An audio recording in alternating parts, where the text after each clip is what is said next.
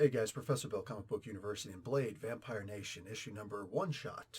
This was a pretty good book. Also, heads up, I actually just did a 9-minute video on this, and it was good, except for some reason my sound on my Blue Yeti got screwed up, so it went to a default something else, and now I'm redoing the freaking video because the sound was garbage. Anyway, so onto the comic book itself. This was, for the most part, a pretty darn good comic book. There were some issues, but it was understandable, and I'll explain them. And yeah, and really good thing for future writers on this, or current writers who are trying to go professional.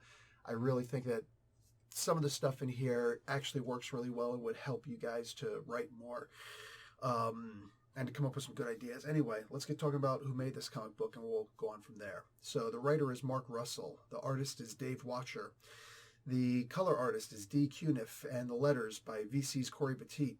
Cover artist, Valerio Giordano, Jen Giordano, and Chris O'Halloran. And there are like three variant covers out there. Look, this was a pretty good comic book, like I said. There was a lot to digest in this book. So you got the vampire country in Chernobyl, the former Chernobyl, called Vampirisk, and the city of Stravmore, where it's the only city in the entire nation, the vampire nation, where humans can go there because the radiation is low enough that, it's no different than the sun beaming down on you, right? And if you've ever taken a Geiger counter and pointed it toward the sun, you're like, wow, that is scary. That is really scary how much freaking radiation is coming down on us, right? It's worse than standing in front of a microwave. Jeez. So anyway, there's a lot in this comic book. You got a hit squad of humans coming after vampires, and there's one vampire particularly that they're going after, and he's a vampire who sits on the council, and it's like, oh my god, they went after a diplomat, or something of that level, whoever this Corvus Joker was. In fact, guys, the only bad art that I see in this entire comic book, to give you a heads up, is that image of Corvus. Like, he is an ugly freaking vampire. I think he was meant to be that way. A genuinely ugly, perfectly round-headed of a thing, like, dude, ew. I look at this thing, I'm immediately repulsed, right? So it's like, oh, he gets killed, yay. And none of this is spoilers because it's in the freaking comic book, it's in the preview pages. I was happy when he got killed, but as it turns out, Dracula himself was supposed to be in that coffin. It was a last minute thing that he got pulled out, and somebody else was meant to go on this diplomatic mission or whatever in his stead. So Dracula, of course, is, pissed. He's like, humans came after me. Dude, this is not cool. Not happy with this. So here's where things are a little bit wonky. It's because this is a Blade comic book, and I love the idea. Like, Blade, issue number one shot, don't care. I'm there. I'm totally there. Not for his daughter, but for him, I'm there. And Blade is now the sheriff of this area. This whole thing, I remember still reading the Jason Aaron Avengers comic book up until a little bit past the point where where the Vampire Nation was created and some more things, and it was just so, I think that was around issue number 5 or 6 that happened, whatever. And then things started getting very Jason Aaron-ish. Jason Aaron on steroids in the Jason Aaron Avengers comic book, which is why I stopped reading that entirely. I have no idea what's going on in those comic books. I don't even like looking at the covers because I have no interest. Nothing against Jason Aaron. I'm sure he's a perfectly swell guy, and I don't mean to say that, facetiously. I'm sure he's a great human being, and whatever. We'd probably get along.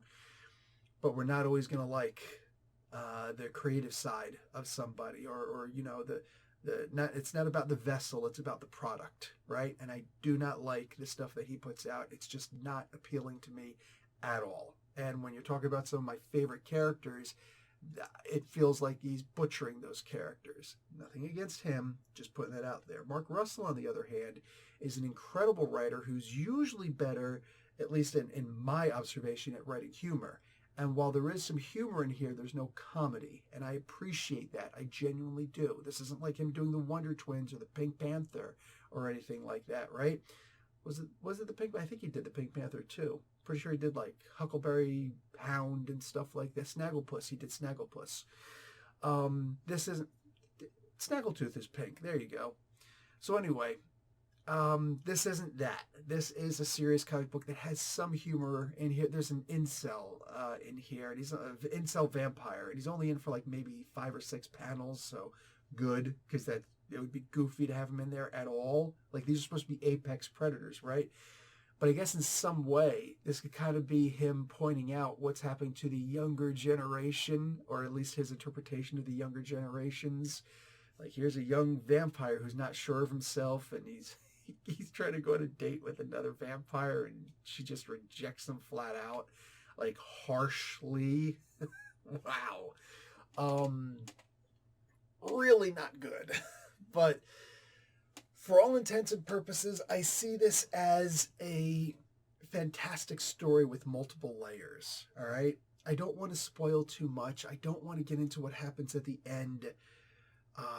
But I have questions about the end, only because I know that this is going to be in Jason Aaron's hand. Look, the best thing that you could have done for me is give me this story as a prequel to a Blade story, or that this is issue 1 of a Blade story that's going to last for, let's say, 12 months. All right? Hey, Jason Aaron, you're writing all these characters. That's awesome. We really don't want Blade to be in a series. We're going to take Professor Bill's advice from, the Blade Daughter comic book that came out and said that Blade should not be in a team book because Blade is a solo guy and everybody knows this. So you could take that advice, right, that I'm sure a lot of us have, and apply that and say, well, we're going to take Blade out of your hands for about a year, and you can bring him back in a year. But for now, we're going to give him to Mark Russell, and Mark is going to go with this amazing story that we would love to see more issues of. There are layers to this. There's subterfuge. There's whodunit. There's the murder mystery, literally. There was an assassination, right? And they were apparently shooting for the king, but they missed. And you all know what happens when you miss the king, right? So go and look up that meme. It's freaking amazing. But that little clip from that show that I never watched. There was a lot here in this one issue. And the worst thing that you can say about the issue is that it was a little bit rushed. Not even a lot rushed.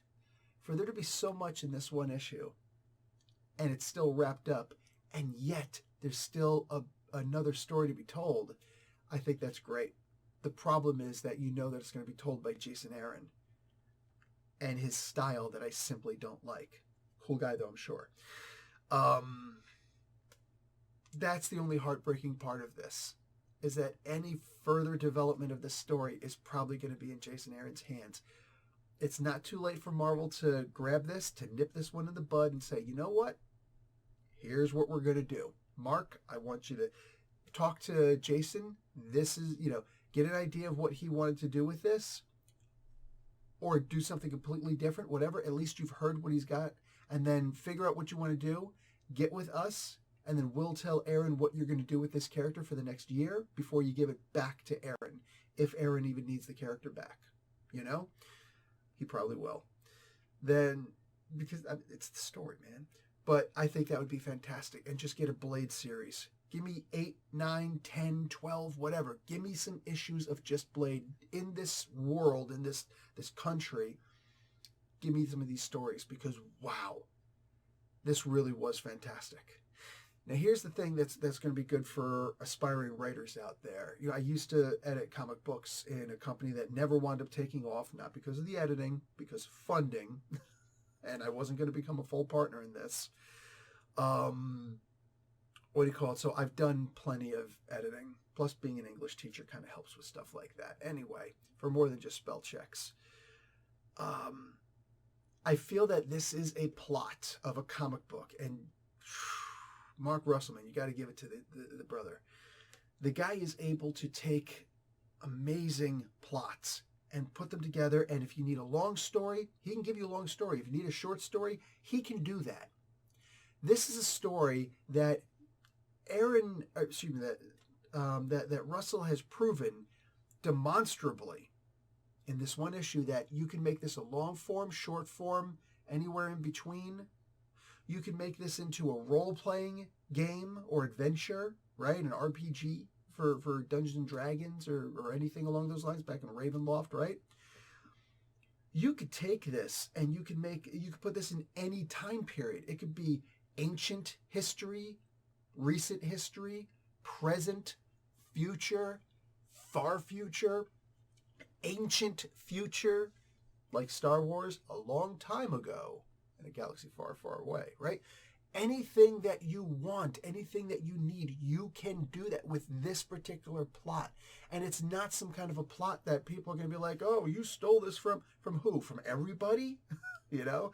This is a fantastic plot that if you wanted to sit down and write fantasy, no matter what the level of it, high fantasy, low fantasy, what's the power level of these vampires, you could do that in this story. In fact, what this story reminds me of the most is Alien Nation.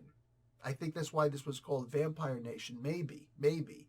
But that's what this feels like to me. So it's not even a so from my opinion, it doesn't even come from a vampire story. He just made them vampires instead of aliens. This was absurdly good, wildly imaginative, and I really enjoyed the hell out of this. And I think that this is a kind of story that anybody who wants to write, even if you just wanted to screw around and try and get your writing chops together, this would be a great story. If you want to do writing process, start here.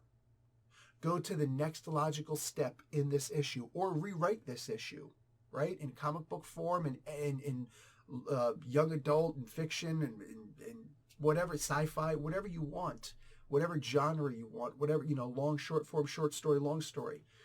I think that this would be a really great plot to do that could get a lot of people excited about your work, or at least get you writing about something. Oh, I don't have any writing prompts. Here, this is your writing prompt. Start here. That's what I like about this the most, I think. Guys, that's going to be it for me. If you're going to do some kind of a story like that, I'd love to read it. You know what I'm saying? Depending on how long it is. I mean, I'm busy. But anyway, talk to you guys later. Like the video, watch it ad. Professor Bill, Comic Book University. Class dismissed.